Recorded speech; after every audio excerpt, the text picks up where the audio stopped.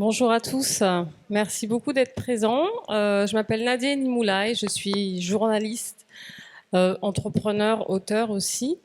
Et aujourd'hui, j'interviens sur cette table ronde qui est consacrée à la question des médias et de la diversité, qui est un sujet qui revient très souvent, vous l'aurez constaté. J'ai deux invités, donc Walid Rachedi qui a fondé le média Friction et qui nous présentera rapidement son parcours, et Karim Baouz qui est journaliste, qui travaille beaucoup avec des médias étrangers, c'est ça ?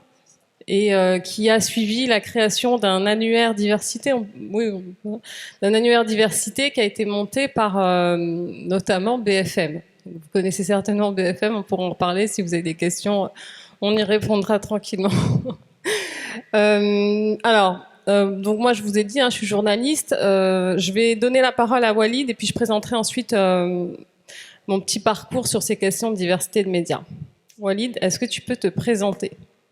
Est-ce que vous m'entendez ? Oui, c'est bon. Donc moi je m'appelle Walid Rachedi, j'ai 39 ans et donc je suis le directeur de publication d'un média en ligne qui s'appelle Friction. Donc Friction en fait ça traite des grandes questions de société qui sont aujourd'hui devenues mondialisées. Quand on parle écologie, féminisme, identité, les relations amoureuses, tout ça c'est devenu global. Et le parti pris c'est de se dire on va traiter ces questions de société à travers la plume d'auteurs et de journalistes du monde entier. Donc c'est un média qui est bilingue en français et en anglais. Et puis l'idée c'est aussi à l'aune on va dire d'internet, parce que moi j'ai un parcours dans le digital, je travaille pendant 15 ans dans le digital et je suis diplômé à la base d'informatique et d'école de commerce et je suis aussi romancier. Et donc l'idée c'était de traiter de ces grandes questions de société à travers des voix intimes du monde entier.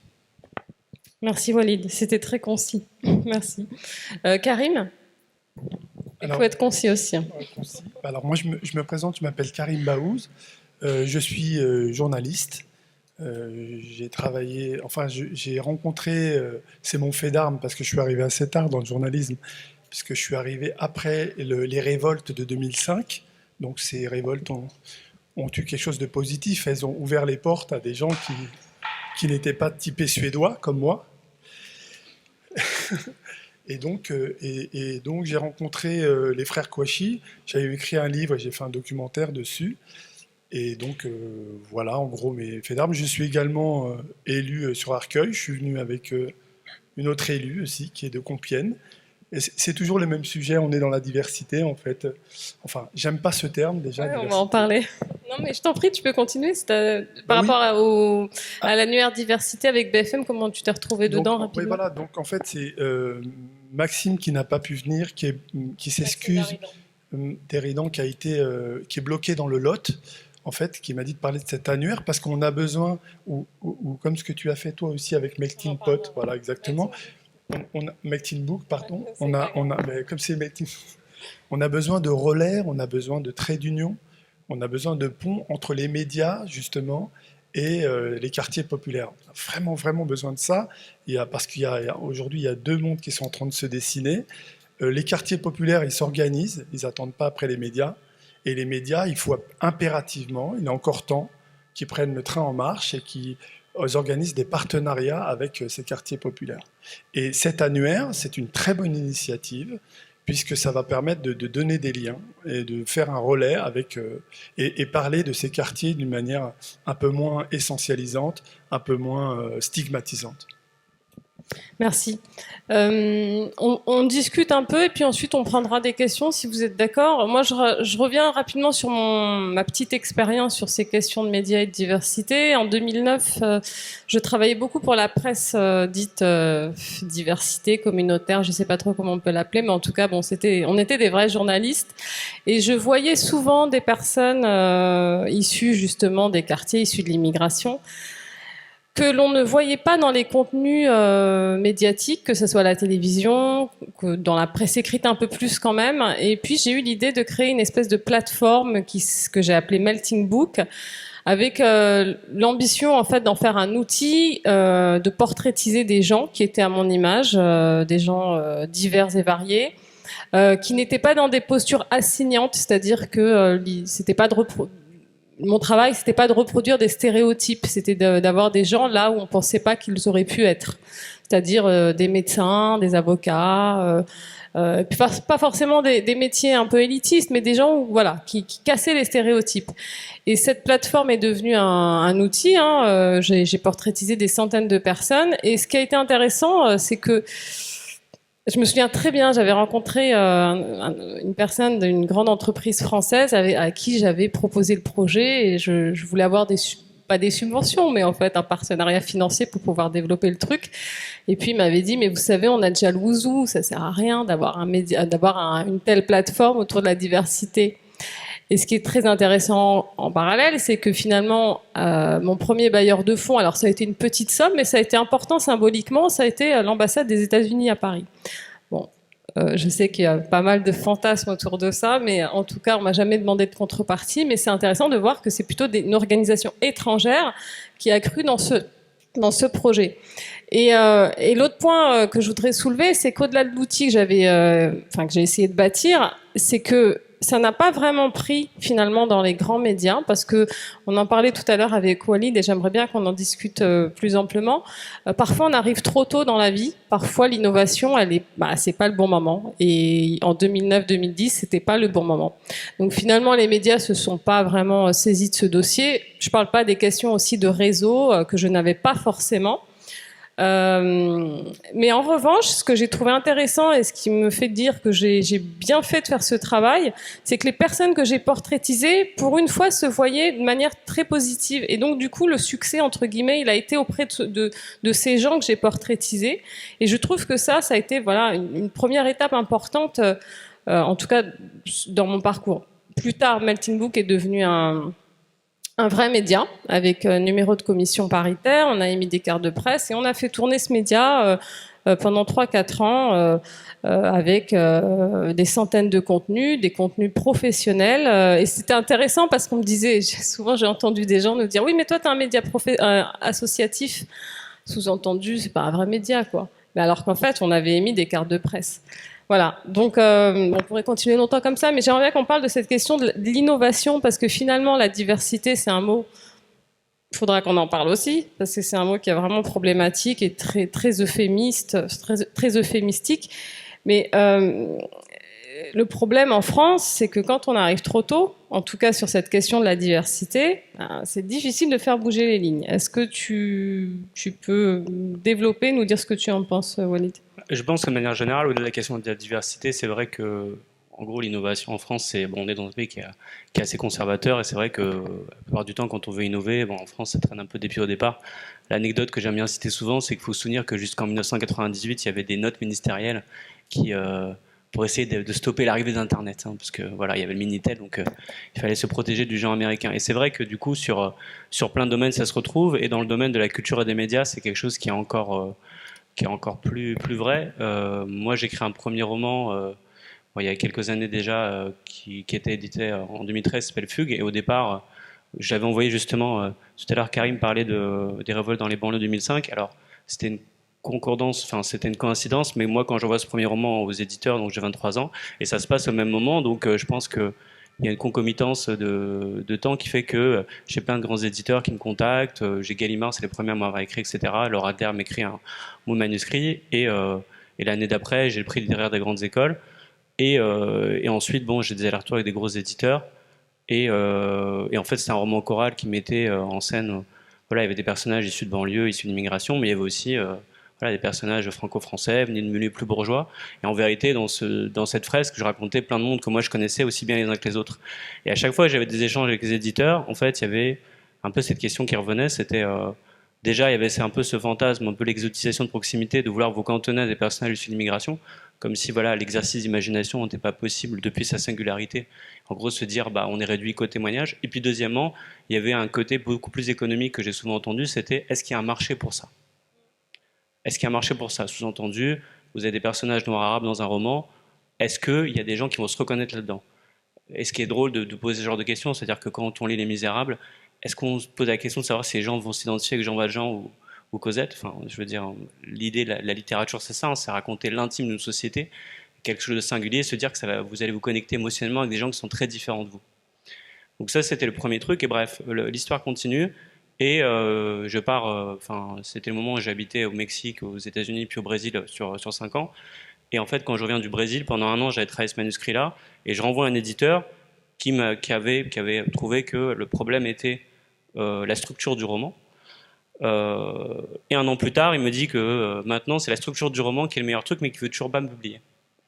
Du coup, suite à ça, je me dis, puisqu'Internet a permis l'émergence en fait de nouvelles stars dans la musique et dans le cinéma, en gros, l'Internet a permis la démocratisation d'un certain nombre d'accès dans la culture. Et on le voit aujourd'hui, hein, le rap, c'est la première musique en France, c'est grâce au streaming. Voilà, vous avez des grandes stars issues d'immigration à un niveau international, c'est grâce au streaming. Voilà, faut se le dire. Donc, voilà, Lupin, effectivement, Le Serpent, Taharim, etc. Et du coup, pour la littérature, j'ai fait le même pari. J'ai lancé une campagne transmédia sur le web où j'ai créé des sortes de book trailers à partir des personnages de mon roman. Et c'est comme ça que j'ai trouvé un petit éditeur numérique. Mais l'histoire s'est quand même arrêtée là pour ce roman-là parce que les maisons d'édition classiques voyaient ça d'un mauvais œil en se disant innovation dans les usages. En gros, on change le business model, on change la manière de faire un livre. Et ça n'a pas plu. Moi, j'ai un ami qui travaillait chez Hachette, l'ami d'un ami qui travaillait chez Hachette côté numérique. Et le PDG d'Hachette s'est réjoui du fait qu'il y ait un recul de l'e-book, par exemple, publiquement. Donc voilà, c'est un peu le portrait, c'est un peu l'idée qu'il faut se faire de ce qu'est le milieu d'édition. Et après, bon, on fait fast-forward quelques années plus tard, j'écris un deuxième roman, j'ai un peu le même genre de truc, et en novembre 2019, bouclé, je suis de nouveau chez Gallimard, et là, je suis reçu par la directrice de Gallimard, et en fait, elle reprend les trucs depuis 2006, elle me regarde, elle me dit « Mais je comprends pas pourquoi on vous a pas publié depuis tout ce temps-là ». Et là, je sors, je me dis, Walid, tu vas avoir 40 ans l'année prochaine. Et entre-temps, il s'était passé plein de trucs dans ma vie et tout. Et je me suis dit, il y a un moment, en vrai, tu peux pas attendre, tu peux pas laisser aux autres, en fait, tu peux pas laisser aux autres l'autorisation de créer, en fait. Voilà. Alors, c'est intéressant ce que tu dis, parce qu'en fait, tu dis en substance qu'on devrait créer nos médias. C'est ça que tu dis quelque part. Mais la question. En fait, ce que je dis simplement, c'est. De toute façon, il faut être propriétaire de ces structures de production. Ouais, mais la question qui vient tout de suite, c'est quand on crée son média, c'est très beau, moi je l'ai fait. Le business model, enfin le modèle économique, comment voilà, il faut lever de l'argent, donc ça veut dire qu'il faut du réseau. Après, moi, voilà, disons que j'ai aussi une première vie. Moi, je travaillais pendant 15 ans dans le monde de l'entreprise, dans le conseil, dans les grands groupes. Donc j'ai acquis un réseau là-dedans, j'ai aussi acquis des compétences, c'est-à-dire que le business model du média aujourd'hui repose sur de la vente de contenu auprès d'institutions de grands groupes, mais même ma manière de pitcher ou de présenter ce que je fais avec le média, en vérité, c'est issu aussi de toute cette formation-là. Et après, c'est aussi un truc très personnel, c'est que moi je suis un peu out of track, en gros, parce qu'il y a 5 ans j'ai perdu ma compagne qui est décédée d'un cancer, en vrai, mes enjeux ont changé par rapport à d'autres personnes, et là aujourd'hui les gens ne peuvent pas se permettre de miser parce qu'ils ont des enfants, une famille, etc. En fait, moi, il y a un moment, c'est pas que j'avais rien à perdre, mais à la limite, j'étais arrivé à un moment où je peux juste me faire plaisir. Et après aussi, la coïncidence voulait que mon frère, qui est beaucoup plus jeune que moi, sortait d'école de journalisme, donc il y a eu un peu une concordance, on va dire, un alignement des planètes qui a fait que le truc s'est fait en fait. D'accord, merci. Karim, j'aimerais bien aussi qu'on... Pardon, tu veux rebondir peut-être? Je vais dire un mot sur l'innovation. Et après, j'espère qu'on va parler avec le public. Parce qu'ils ont... Bien sûr, mais j'ai pas dit le contraire. On a plein de choses à apprendre. Sur l'innovation, il faut savoir que dans les quartiers populaires, les gens, ils n'ont pas attendu ni après les médias. Ils s'organisent. Il y a des médias qui existent, des médias qui sont indépendants, qui fonctionnent super bien, sans subvention, qui font appel aux dons. Et c'est souvent des jeunes qui travaillent avec les pays d'Afrique, qui sont dans l'humanitaire, et qui font des cagnottes et qui développent des fonds vraiment... oui, il y a pas mal de... Il y en a Human, je ne sais pas si tu connais Human Charity. Voilà, ils sont à Gentilly, dans le 94. Donc eux, il y a plein de gens qui donnent parce que c'est super ce qu'ils font. Par exemple, ils construisent des puits en Afrique. Alors, mais là, c'est un média ou c'est une ONG ? Non, c'est un média, c'est des médias. C'est des médias, si tu préfères, c'est des médias qui sont spécifiques sur chaque banlieue, où tu es invité, tu as des espèces de petits plateaux, comme ça, tu viens, tu parles avec des gens, et les gens s'organisent. Ce que je veux dire par là, c'est qu'il y a toute une économie maintenant qui est en train de s'organiser sans l'aide des institutionnels, et ça, c'est dommageable. Donc, je te reparlais de l'annuaire ou plein d'autres choses encore, et si vous avez des propositions, ou qui puisse enrichir ce débat avec cette idée de relais, de trait d'union, parce qu'on est tous français. Regarde, c'est super joli, là, je regarde les lustres de l'hôtel de ville, et je me dis que... Excuse-moi, c'est bien, je suis d'accord avec toi, mais tu sais très bien que c'est pas comme ça que ça se Mais passe dans les grands médias. mais Enfin, justement, que mais c'est pour le ça, fait qu'il y ait c'est pour ça. 85% d'hommes blancs à l'écran, ça c'est le dernier baromètre diversité. Oui, mais c'est pour ça. Je suis d'accord avec ce que tu dis, on est d'accord. Mais justement, d'abord, comme je te le disais tout à l'heure, la diversité, pour moi, c'est la faune, la flore. Enfin, j'aime pas ce mot diversité. Et puis, de quelle diversité on parle? Des femmes, des handicapés, des jeunes. Moi, alors moi, je vais pas parler, je suis pas un spécialiste, un expert du journalisme. Je suis un petit journaliste de terrain. Et c'est simplement mon retour. Et en plus, j'ai vécu pas mal de choses parce que j'ai travaillé pour TF1, j'ai travaillé pour France 2, j'ai travaillé pour France 3, j'ai travaillé beaucoup avec Élise Lucet, donc j'ai eu des brimades, j'ai vécu des choses assez fortes. Mais excuse-moi. Et là, je travaille beaucoup avec les étrangers maintenant. Mais justement, c'est quoi ton retour par rapport à leur pratique journalistique quand ils ont besoin de faire un sujet? Voilà. On sait très bien, ils vont soit contacter les journalistes. Oui, mais mon retour maintenant, moi j'ai dépassé cela parce que mon souci et puis le message que j'aimerais faire passer là, c'est que j'aime pas ce mot discrimination, mais cette défiance, elle n'est pas du tout dirigée envers. C'est pas. Il parle de diversité. Pour parler cru, c'est pas les Arabes et les Noirs. C'est surtout social en fait. Parce que moi, quand je suis arrivé dans les rédactions, comme par hasard, avec les gens que je m'entendais le mieux, c'était les provinciaux. Les gens de Dijon, les gens de Nice, les gens qui n'étaient pas dans le microcosme parisien. Pourquoi, Nadia? Parce que les journalistes reprochent aux hommes politiques d'être coupés des réalités, de former un microcosme, mais c'est un microcosme. Eux, ils sont entre eux, c'est les mêmes écoles, et c'est social tout ça. C'est-à-dire, ils parlent de la même. Pour te donner un exemple concret, j'ai fait un envoyé spécial sur les faux papiers de la débrouille. Donc, fallait expliquer comment on fait pour se procurer des faux papiers. Et tout. Il y avait une journaliste, très jolie d'ailleurs, blonde. Bref. Non, mais c'est pour la décrire, pour qu'on voit de quel milieu social elle appartient.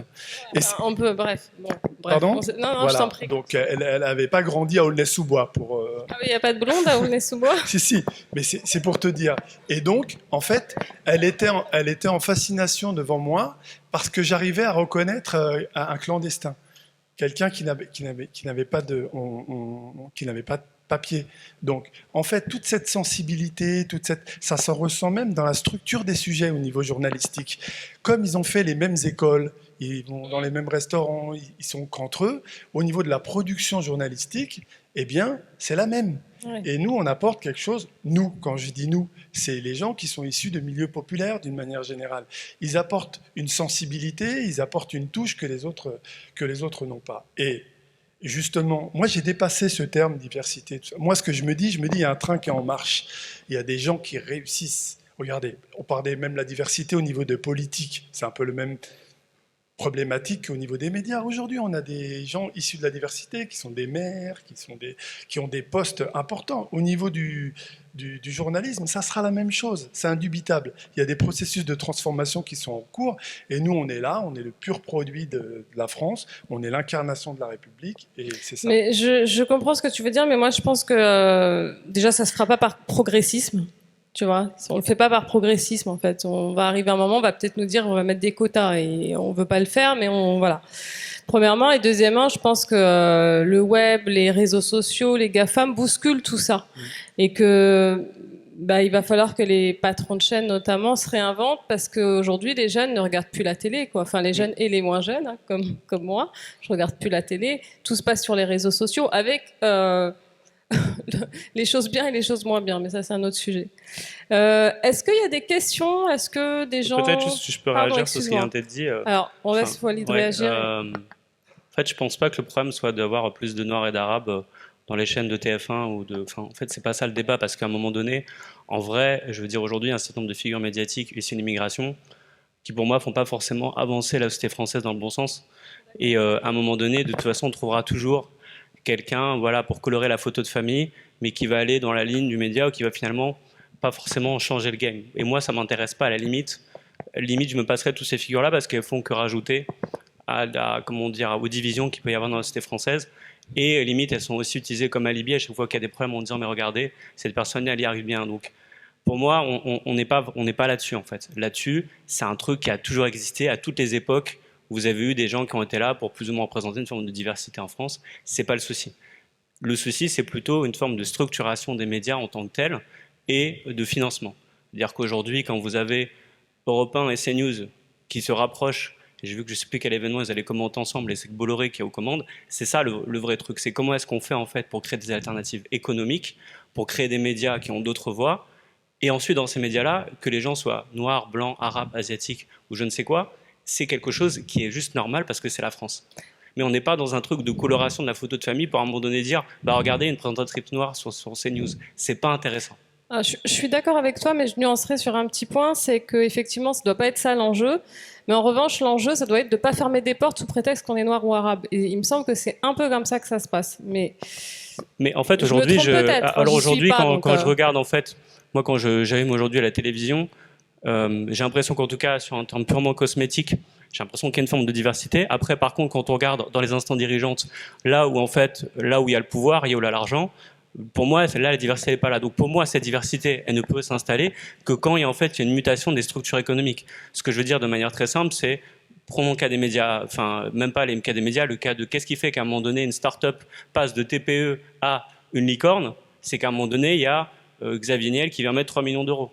C'est ça l'histoire. Donc à un moment donné, qu'est-ce qui fait qu'un média alternatif qui est très bien créé dans un quartier par des gens qui ont une vision hyper intéressante, devient tout d'un coup lesjours.fr ou devient Combini, Brut, etc. C'est une question de moyens, c'est une question de ce qu'on a dans le monde de start-up, on appelle la scalabilité, la mise à l'échelle. Comment on fait pour passer en fait dans ce truc-là. Donc en vérité, pour moi, l'enjeu, c'est l'enjeu de pouvoir économique qui permet de changer de structure. Après, vous trouverez toujours, toutes les chaînes en fait vont toujours mettre un peu de diversité, des personnes plus ou moins issues de l'immigration, issues de guerre populaire. Ça s'est toujours fait, ça se fera toujours.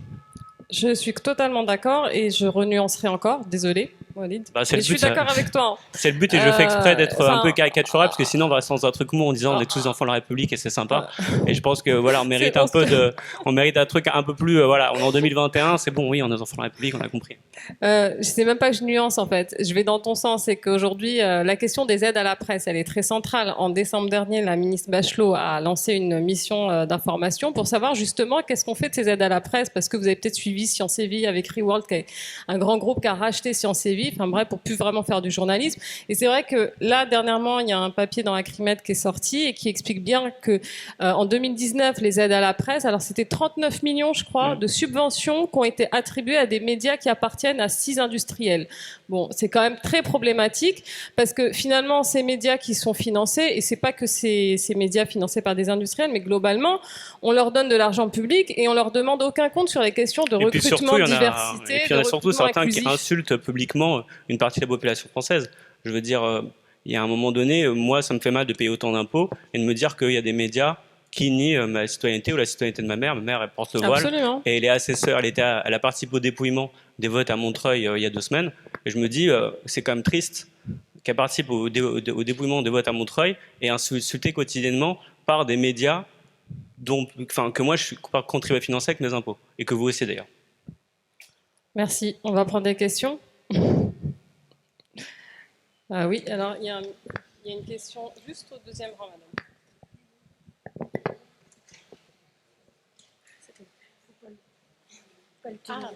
Ah d'accord, très bien. En fait, c'était seulement plus une réaction qui allait dans le sens de ce que disait Hajar Rachedi. Pour cette histoire, c'est que en fait, c'est un phénomène de tokenisme qui est parfaitement entretenu par le CSA pour cette histoire de baromètre de la diversité, où on ramène des gens, où on a toute la palette de couleurs, l'arabe, le noir, je sais pas quoi, mais qui va tenir un discours RN. Et enfin, c'est ce qui a toujours été fait, mais c'est juste un phénomène de tokenisme. Et en effet, c'est beaucoup une histoire qui, enfin, c'est même pas le rôle des journalistes là-dedans, c'est le rôle d'un rédacteur en chef, parce que pour avoir fait, pour avoir travaillé dans une chaîne télé, je sais qu'on fait en fonction de la base de données qui est déjà là, dans des temps hyper enfin, on n'a même pas le temps de chercher de nouvelles figures, en fait, et on ne nous donne pas l'occasion d'aller chercher de nouvelles personnes. Et quand on ramène une nouvelle personne là, il faut aller creuser qu'est-ce qu'il y a derrière elle, est-ce qu'elle n'a pas dit au bout d'un moment, je ne sais pas quoi, sur Twitter. Et du coup, on se retrouve enfermé avec toujours ces mêmes personnes. Et on retourne toujours sur ce problème économique à la base. Et il ne faut pas oublier que 7 milliardaires détiennent la majorité des médias français. Ouais, c'était ça. Merci. Je ne sais pas si vous voulez rebondir ou on prend d'autres questions peut-être. Merci en tout cas. D'accord. Bonjour. Alors, moi, je suis un observateur extérieur, je ne suis pas du tout issu du monde des médias, ni rien. Et en fait, j'ai entendu à plusieurs reprises, plutôt de ce côté-là de la scène, une espèce de revendication qui consistait à dire on a besoin de plus de Noirs et d'Arabes dans les médias. Or, vous l'avez évoqué tout à l'heure, vous disiez on a 7 milliardaires qui détiennent l'ensemble des grands médias. On a une diversité médiatique grâce au web qui fait que Combini, tous ces médias qui viennent de nulle part et qui se sont plutôt bien structurés, qui ont des business models qui sont éprouvés, etc. En fait, j'ai l'impression que d'un côté, on a un bateau qui coule, parce que la scission vis-à-vis des grands médias français, elle est effective pour tout le monde, en fait, pas que pour les Noirs et les Arabes. Et moi, je fais partie de ceux, par exemple, qui ne regardent plus du tout la télé, qui m'informent sur ce que je considère être des médias alternatifs. Donc cette revendication qui consiste à dire on veut plus de diversité dans un bateau qui coule, d'une part, est-ce qu'elle a du sens, en fait ? J'ai l'impression que c'est une espèce de revendication égocentrée qui consiste à dire je veux ma place, en fait. Mais il y a un problème beaucoup plus profond. Enfin, l'enjeu, c'est comment on fait de l'information de qualité, comment tout le monde est représenté, et puis surtout, puisque vous êtes journaliste et que vous avez tous envie, j'imagine que l'information soit de meilleure qualité, etc. L'enjeu, c'est plus quelle structure on met en place. Enfin, c'est un élément qui a un peu évoqué Walid. Quelle structure on met en place pour atteindre ces objectifs. Vraiment, l'idée de mettre plus de Noirs, plus d'Arabes, plus de diversité dans les médias, j'ai l'impression que c'est vraiment un sujet dépassé, en fait. J'ai l'impression que c'est un discours des années 90. Moi, je vais juste répondre par une petite phrase, en fait, sur ce que vous disiez. Est-ce que le fait de dire « je veux ma place », c'est pas vraiment un problème, finalement. C'est, en tout cas, en fait, plutôt, je veux pas être exclu pour ce que je suis. Donc, je dirais ça comme ça, premièrement. Et deuxièmement, je pense qu'il ne faut pas mettre tous les journalistes sur le même plan. Tous les journalistes ne peuvent pas être en mesure de faire la révolution dans une rédaction. Il faut bien payer le frigo, le loyer, il faut bien remplir son frigo. Moi, je ne les mets pas sur le même plan et je ne jette pas l'opprobre sur tous les journalistes. C'est plutôt les personnes qui sont en situation de pouvoir et qui ne sont pas les plus bienveillantes vis-à-vis de cette représentativité de la société française. Et en plus, on le sait très bien, on en a parlé tout à l'heure, ce sont essentiellement des milliardaires, mais pas que. Le but, c'est de faire de l'argent. C'est pas de résoudre forcément des problèmes sociétaux, philosophiques, d'égalité, etc. Le but, c'est de faire de l'argent. Donc moi, j'attends pas de certaines personnes, pour pas le citer, Bolloré par exemple, qui viennent et qui disent bon, on va résoudre la question des médias uniformes dans la société française. Voilà, je pense juste qu'il faut. Voilà, moi en tout cas, je mets pas tout le monde sur le même pied d'égalité. Et puis moi, j'aimerais apporter également une précision. Comme je vous l'ai dit tout à l'heure, c'est pas une question de Noirs et d'Arabes. Si je vous ai dit, et quand je parlais de la diversité, je dis c'est surtout un problème social. En fait, une bonne partie des journalistes, ils ont fait les mêmes écoles et ils viennent des mêmes milieux. Donc, par exemple, moi, je vais avoir beaucoup plus de points communs avec un type du Poitou ou de la Creuse qu'avec le microcosme parisien, par exemple. C'est ça qui est important. C'est vraiment un problème social. Ça, c'est le premier élément. Et ensuite, je parlais de cette plateforme. Moi, j'y crois beaucoup, vu des quartiers. Justement, pour que l'information change, vous parliez tout à l'heure à juste titre de la qualité de l'information, cet annuaire aura pour but, par exemple, quelqu'un qui veut qu'une action, comme une espèce de média citoyen, qui veut qu'une action soit relayée, parce qu'il se passe des choses formidables dans ces quartiers populaires. Il y a des choses. Moi, j'étais la semaine dernière encore dans un média indépendant, on ne l'a pas vu sur BFM, c'est ce qu'on appelle les journées éco-box. En fait, c'est de l'écologie populaire et on a des grands ateliers de boxe en plein air. Et le matin, on a des enfants, des jeunes qui ramassent... et ça, c'est super. Donc ça, c'est ce genre de manifestation avec l'annuaire, ça pourrait aussi redorer un peu, parce que le problème c'est ça, et je suis tout à fait d'accord avec toi Nadia, c'est pas du tout les journalistes, c'est les rédacteurs en chef, je crois que ça a été dit tout à l'heure.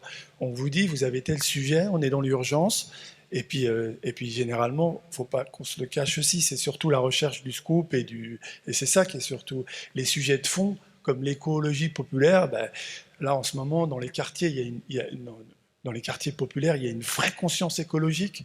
C'est génial ce qui est en train de se passer. Et puis, c'est pas relayé, ça. Oui, je suis d'accord. Walid? Bon, évidemment, je rejoins quand même sur le fait que d'abord, la première barrière, elle est sociale. C'est sûr qu'aujourd'hui, il n'y a qu'à voir en fait, les entrées dans les grandes écoles, notamment de journalisme. C'est sûr qu'on a les gens qui viennent des mêmes milieux, qui viennent des mêmes filières, etc. D'ailleurs, je tiens à saluer une initiative comme la Chance aux médias, en fait, qui est une prépa pour les boursiers. Mon frère est passé par là, donc, et voilà, qui fait un travail formidable pour accompagner des jeunes, effectivement, qui viennent des quartiers, des ruraux, bref, des gens qui sont boursiers pour les préparer mieux au concours. Parce qu'en vrai, la première barrière pour la diversification des journalistes, c'est ça. Pour autant, je nuancerai un petit peu le propos, c'est-à-dire que faut pas se mentir, c'est-à-dire qu'aujourd'hui, être noir arabe en France ou être identifié comme musulman, c'est un facteur aggravant. Donc pour moi, c'est un peu comme le malus d'une voiture, vous voyez, c'est-à-dire que vous prenez votre assurance, c'est une vieille 205, mais si vous la garez au fond du 93 ou dans le 7e, le prix de l'assurance, c'est pas le même. Donc pour moi, il y a déjà ce premier facteur-là. Donc faut pas toujours en fait résumer au truc oui c'est social, ok, c'est un critère. En vérité, la vie est multifactorielle, donc il faut considérer plein de dimensions. Deuxième chose, c'est qu'effectivement il y a plein d'initiatives dans les quartiers, etc. On parlait du problème du modèle économique. Après, là, c'est plutôt à vous que je m'adresse, aux gens qui nous regardent sur Internet et les gens dans la salle, c'est qu'en vrai, c'est aussi votre responsabilité. C'est-à-dire qu'à un moment donné, c'est aussi vous qui prenez en fait l'initiative de regarder 14 fois la même vidéo polémique sur Internet, de le forwarder à vos amis, de ne pas prendre d'abonnement pour les médias payants, de ne pas soutenir les campagnes de crowdfunding, etc.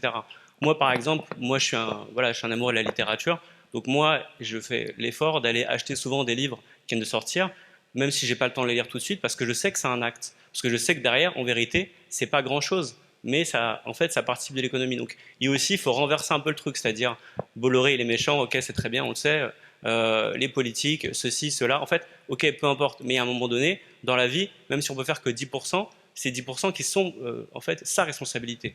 Donc, aujourd'hui, la responsabilité, c'est à un moment donné, c'est prendre les abonnements dans des médias que vous soutenez, c'est soutenir les campagnes de crowdfunding, c'est partager les liens, c'est lire, c'est réagir, et pas simplement quand il y a Éric Zemmour qui dit encore une énormité. En fait, à un moment donné, il faut faire comme si ces gens n'existaient pas, ou simplement répondre de manière argumentée sur des choses très ponctuelles, mais pas en fait leur donner, en faire le centre de la conversation permanente. Sinon, on s'en sortira jamais. Il y a une autre question. Alors, merci pour les réponses. Juste une question. Moi, j'ai l'impression, encore une fois, en tant que consommateur de YouTube, médias, etc., que j'ai affaire à une beaucoup plus grande diversité moi, j'ai 40 ans, qu'il y a 20 ans. Il y a Click TV, par exemple, etc. Enfin, il y a quand même beaucoup de... Qu'est-ce que vous en pensez? Parce que vous avez l'air de faire un constat plutôt noir. Moi, j'ai l'impression qu'il y a une vraie évolution, mais peut-être que c'est l'algorithme YouTube qui me donne ce que j'ai envie de voir, en fait. Je réponds ou quelqu'un d'autre veut répondre? Moi, à titre personnel, je suis d'accord. C'est sûr que ça avance. Encore heureux, parce que si ça avançait pas, ça serait encore pire que ce que je pense. Mais après, voilà, c'est par quel biais ça avance, effectivement. Souvent, par exemple, je fais un petit parallèle. On va dire que il y a 2 ans, dans le baromètre diversité, les chiffres étaient un peu plus encourageants et on voyait effectivement que la représentation des personnes non blanches dans les fictions diffusées à la télé française était plus importante. Mais en fait, elle était plus importante parce que c'était des fictions américaines.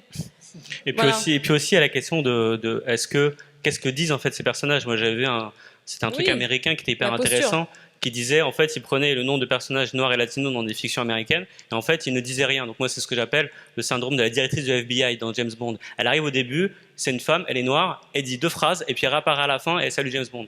En fait, la complexité du truc, c'est plutôt comment est-ce qu'on change la writer's room, comment est-ce qu'on change les gens qui écrivent les histoires, et comment est-ce qu'on décentre en fait le regard, en fait, et d'où ce que disait tout à l'heure effectivement Karim à juste titre sur le fait de relayer les initiatives qui viennent d'autre part, d'autres voix. Pour moi, c'est vraiment plus ça en fait. C'est plus la question de la diversification des gens en fait qui conçoivent les contenus plutôt qu'à un moment donné avoir, si vous voulez, la présentatrice ou le présentateur noir-arabe. Pour moi, c'est le même phénomène que dans des grosses boîtes quand vous allez en fait à l'accueil, vous voyez, c'est toujours la même chose. C'est c'est une jeune femme métisse qui travaille pour un prestataire externe.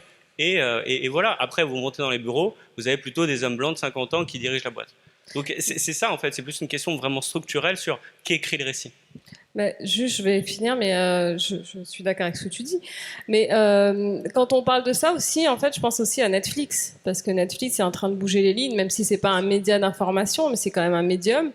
Pour avoir fait une interview d'un responsable Netflix il y a quelques semaines, c'est intéressant ce qu'ils disent, parce que en fait, Netflix arrive pour ils sont en train de challenger notamment le récit médiatique français autour des minorités. On l'a bien vu avec le succès de Lupin. Au départ, il y avait eu une petite levée de bouclier sur le choix du personnage.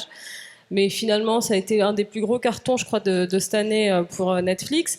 Et ce qu'on m'expliquait donc dans cette société, c'est que la force de cette entreprise et de la façon dont ils écrivent leurs récits, sont capables de prendre des histoires locales et d'en faire du global, de l'universel. C'est ce qu'on fait avec Friction. Donc, merci de la pub. Je sais pas, contacte-les, peut-être que.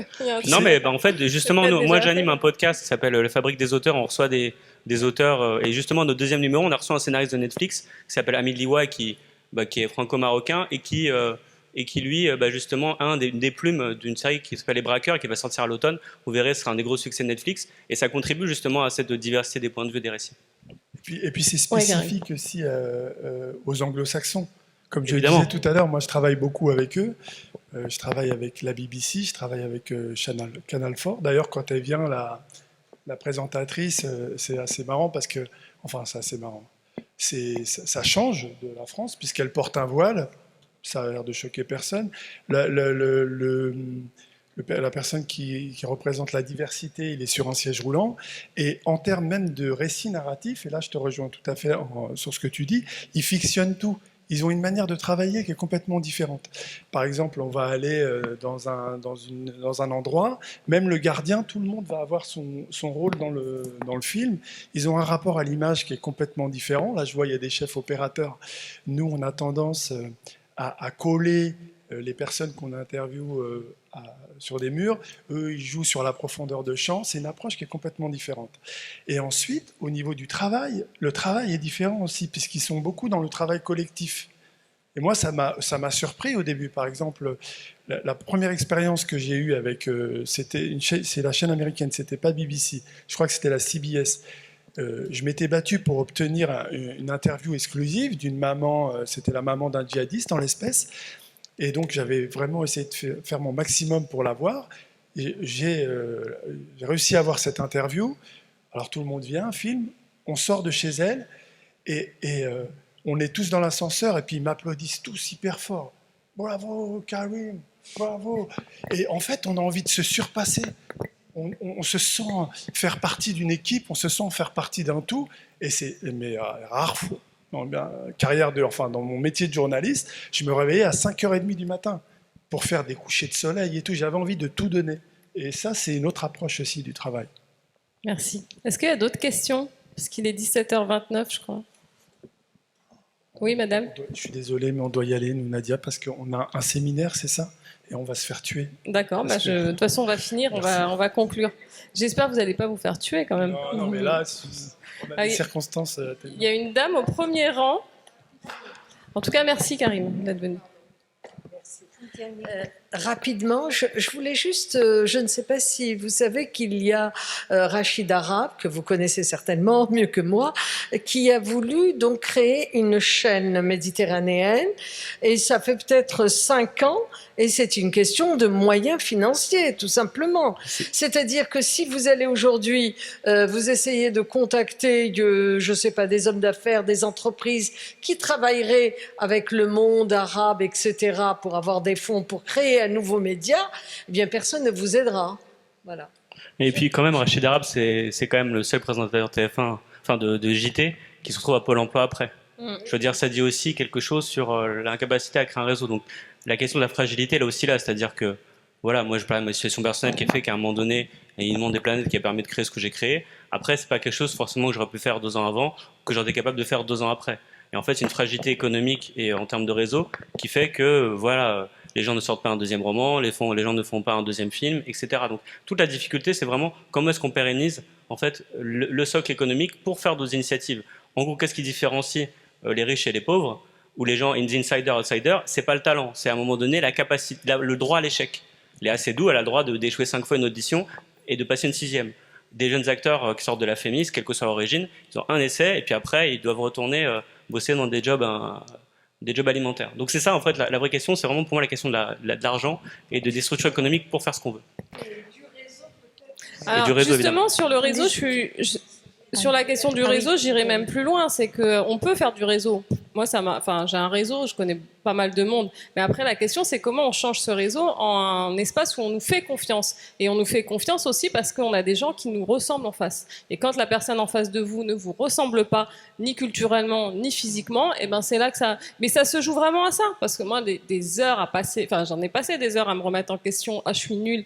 Ah, j'y arrive pas. De toute façon, mon travail est bidon. Mais en fait, quand on a compris que c'est pas, il y a des choses qui ne sont pas dans notre main, qui relèvent presque de l'interculturel, du subjectif en tout cas, et ben on peut commencer à essayer de voir comment on peut s'y prendre, quoi.